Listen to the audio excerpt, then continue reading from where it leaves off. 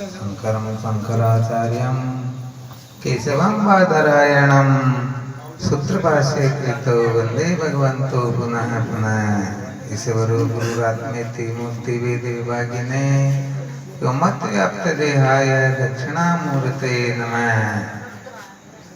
नमो नमो श्री रामजो सचित आनंद रूपे चिं जाने जग स्वप्नवत नासत ब्रह्म तमकूपे।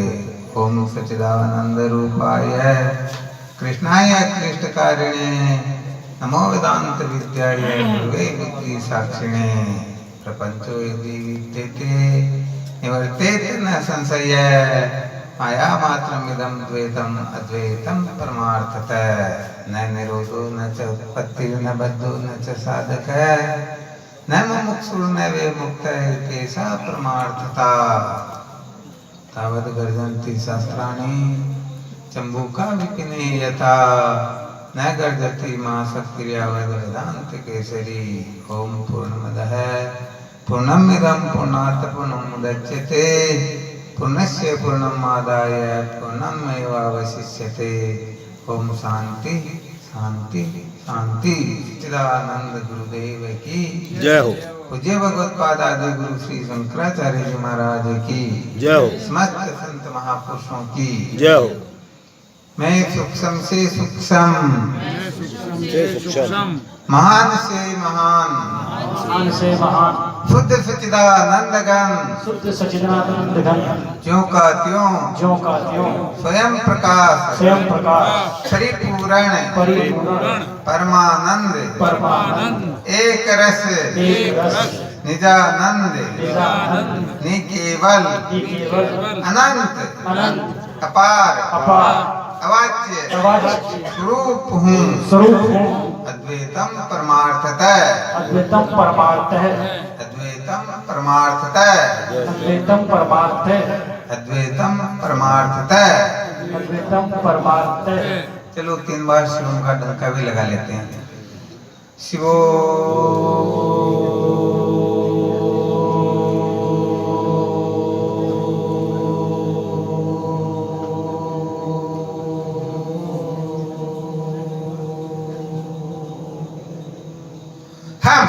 हम शिवो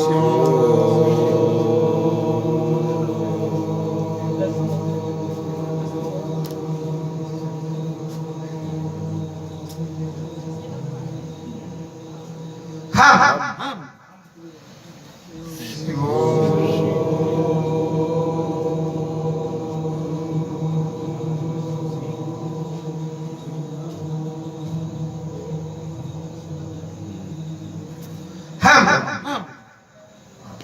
ब्रह्म हृदय प्रातः स्मरणीय अर्चनीय वंदनीय समस्त संत चरण रज भक्त वृंद मातृ शक्ति। अभी हम श्रवण कर रहे थे साधु भाई सत्य की संगत सुखधारा। इस बात को अच्छी तरह से समझ लेना चाहिए। समस्त शास्त्रों का परम तात्पर्य जो है वह जीव को सदा सदा के लिए समस्त बंधनों से मुक्त करके ऐसे परमानंद को प्राप्त करवाना है जिसको प्राप्त करने के पश्चात कुछ करना जानना पाना छोड़ना शेष रहता ही नहीं। अर्थात समस्त शास्त्रों का परम तात्पर्य जो है परमात्मा के बोध में होता है। वैसे देखा जाए तो जिसके ज्ञान से जिसकी प्रतीति होती है उसी के ज्ञान से उसकी निवृत्ति हुआ करती है। जैसे ऋषि के ज्ञान से सर्प की प्रतीति होती है तो ऋषि के ज्ञान से ही सर्प की निवृत्ति होगी और किसी के कुछ भी इधर उधर करने से निवृत्ति होने वाली नहीं। ऐसे केवल मात्र यही विचार करना चाहिए। ये जो समस्त प्रपंच प्रतीत होता है वास्तव में तो यह है नहीं, परंतु जब तक जैसे कोई जब तक नशा किए हुए रहता है तब तक अपने आप को उटपटांग ही बताता है। तो ऐसे ही जब तक ये जीव विद्या रूपी नशे में पागल हुआ रहता है तब अपने आप को पता नहीं क्या कहता समझता रहता है। तो जब तक ये नशा रहता है तब तक कहने का मतलब सारा का सारा प्रपंच प्रतीत होता है। तो ये प्रपंच जो है इसका उपादान कारण क्या है? वास्तव में ये प्रपंच न होते हुए जो प्रतीत हो रहा है इसका क्या कारण है, इसको यदि कोई ठीक ठीक तरह से समझ ले तो सच्ची बात यह है वह उसी समय समस्त दुखों से मुक्त हो जाता है। देखो अभी अपने लक्ष्मी नारायण जी महाराज कह रहे थे को देवो, वास्तव में देखा जाए तो केवल प्रश्न इतना ही होता है को देवो, ऐसे इसका उत्तर इतना ही होता है यो मन है साक्षी। अरे जो मन का भी साक्षी है वही वास्तव में देवता होता है। अरे जो मन की जानता उसी को तो देवता कहते, उसी को तो भगवान कहते हैं। और मन की कौन जानता है?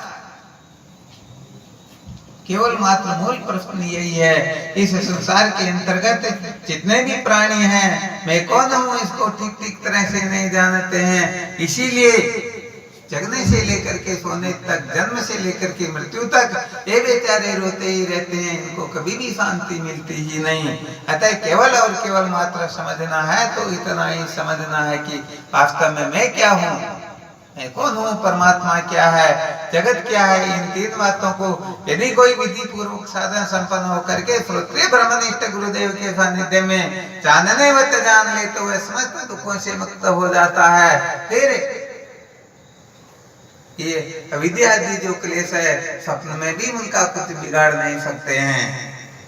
तो आत्मा तत्व को न जानने के कारण ही सारा का सारा प्रपंच है, ये सारा का सारा झगड़ा झमेला जो है, ये नामात्मक प्रपंच जो प्रतीत हो रहा है केवल और केवल मात्र परमात्मा के यथार्थ बोध न होने से, आत्मा को ठीक ठीक न जानने के कारण ही सारा का सारा प्रपंच प्रतीत होता है। यदि कोई ठीक ठीक तरह से आत्मा को जानने वत जान ले, समझो वह उसी समय समस्त दुखों से मुक्त हो जाता है। जैसे स्वप्न से जग जाने पर बताओ भाई स्वप्न के दुखों का लवलेश मात्र रहता है क्या? नहीं।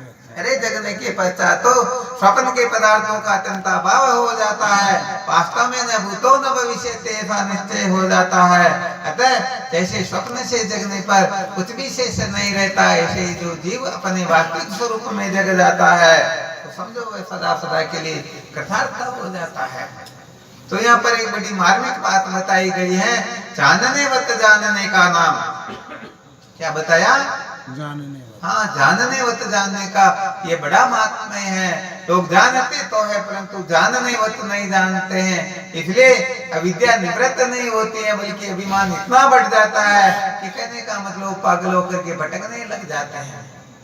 तो वास्तव में आत्मा तत्व को कैसे जानना चाहिए, इसके लिए श्रुति माता संकेत करती हैं। और वैसे भगवान शंकराचार्य जी महाराज विवेक चूड़ामणि में स्पष्ट लिख देते हैं। देखो बड़े विलक्षण सूत्र है, जो जो इसको अच्छी तरह से मंथन करेंगे, इनका विचार करेंगे तो समझो निश्चित रूप से उनका सत्संग में आना सार्थक हो जाएगा। वरना ऐसा मत समझना कि हम सत्संग में बैठ गए तो हमारा जीवन सार्थक हो जाएगा। सच्ची बात तो यह है, जब तक यह सत्संग अपने हृदय में नहीं बैठेगी तब तक काम चलने वाला नहीं है। 1000 लाख करोड़ वर्ष तक बैठे रहो, बैठने से काम कभी चलता ही नहीं। तो भगवान शंकराचार्य जी महाराज लिखते हैं, श्रुति प्रमाणिक मत स्वधर्मनिष्ठा तयेव आत्मा विशुद्धि रसे विशुद्ध बोधे परमात्मा वेदनम तदेव संसार समूलनाश। अर्थात श्रुति प्रमाण में जिसका दृढ़ निश्चय होता है उसी की स्वधर्म में निष्ठा होती है, जिसकी स्वधर्म में निष्ठा होती है उसी का अंतःकरण शुद्ध होता है, जिसका अंतःकरण शुद्ध होता है उसी को तत्व का ज्ञान होता है, और जिसको तत्व का ज्ञान होता है उसी का जन्मनादिक संसार दुख निवृत्त होता है। इसके सिवाय काम चलने वाला नहीं है। तो सर्वप्रथम मूल मंत्र बताया गया श्रुति प्रमाणिक मत, अर्थात तो श्रुति माता को परम प्रमाण समझते हैं, सचमुच में वे ही अविद्या के बंधन से मुक्त हो सकते हैं। वरना करोड़ करोड़ करोड़ करोड़ उपाय कोई क्यों न कर ले, कभी भी अविद्या के बंधन से मुक्त नहीं हो सकते। ये कहने का मतलब समझो एक तरह से मोर छाप लगा दी गई। तो भाई देखो यहाँ पर थोड़ा ठीक प्रकार से समझना होता है, अपनी अक्ल में होशियारी से काम नहीं करना होता है। श्रुति माता का कथन है, न कर्मणा न प्रजया न धनेन त्यागेने के मृतत्व मानसु। न तो कर्मों से मोक्ष होती है, न धन से होती है, न भोगों से मोक्ष होती है। फिर भी हम कहने का मतलब कर्म धन भोग के पीछे ही पड़े रहते हैं, यही अविद्या होती है, यही नासमझी होती है। तो जानने वत जानने का क्या मतलब है?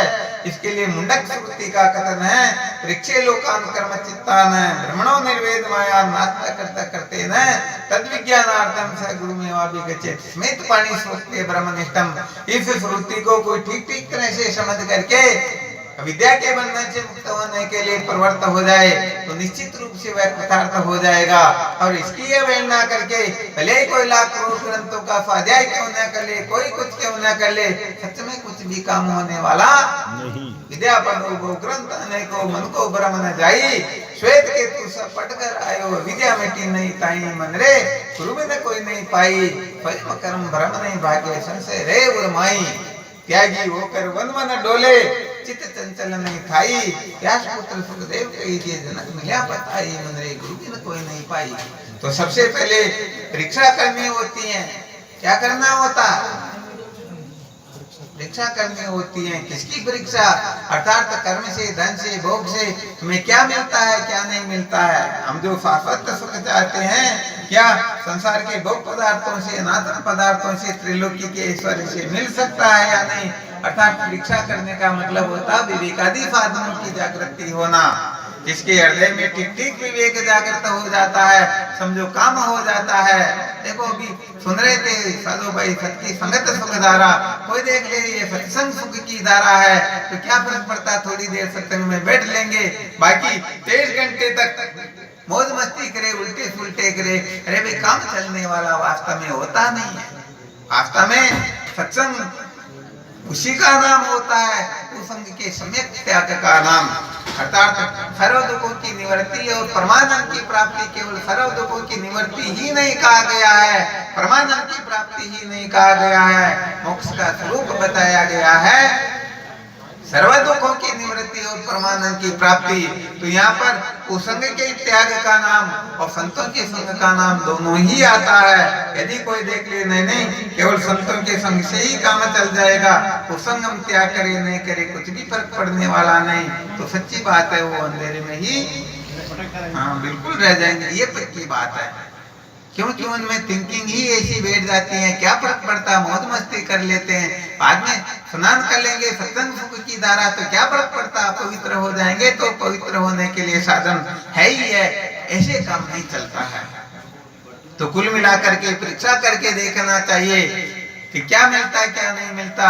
कर्मादि साधनों से और फिर विवेकादि साधनों से संपन्न होकर के फिर अविद्या के बंधन से मुक्त होने के लिए श्रोत्रिय ब्रह्मनिष्ठ गुरुदेव की शरण होकर के फिर मैं कौन हूँ, परमात्मा क्या है, जगत क्या है, बंधन मुक्ति क्या है, इनका फिर विचार करना होता है, तब जाकर के जीव कृतार्थ होता है। तो वरना सच्ची बात तो यह है, किसी को ब्रह्मलोक तक के समस्त भोगों से वैराग्य भी क्यों न हो जाए, फिर भी वास्तव में वह विद्या के बंधन से मुक्त नहीं होता है।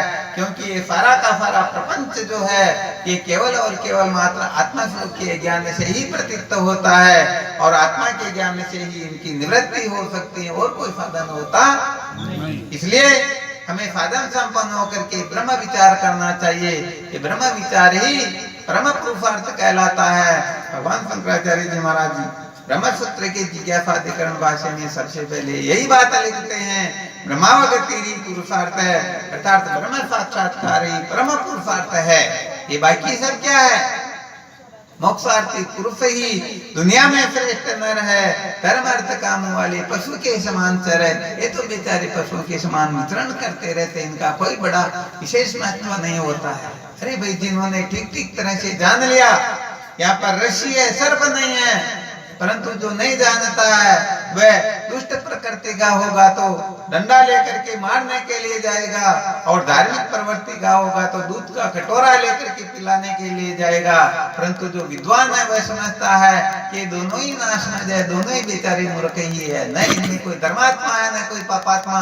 अरे सर्प हो तो मारे, सर्प हो तो उनको दूध पिलाए। इसलिए ज्ञान की महिमा होती है, ज्ञान से ही अज्ञान छिन्न भिन्न होता है, और अज्ञान के नष्ट होने से ये जीवन कृतार्थ होता है। तो केवल और केवल मात्र सत्य का साक्षात्कार ही जीवन का उद्देश्य हो, और इस प्रकार की जो निष्ठा बना लेते हैं और उसके साथ साथ ब्रह्म विचार करते हैं, तो निश्चित रूप से वो अपने जीवन को धन्य बना करके सदा के लिए कृतार्थ हो जाते हैं। बोलो सच्चिदानंद गुरुदेव की जय हो।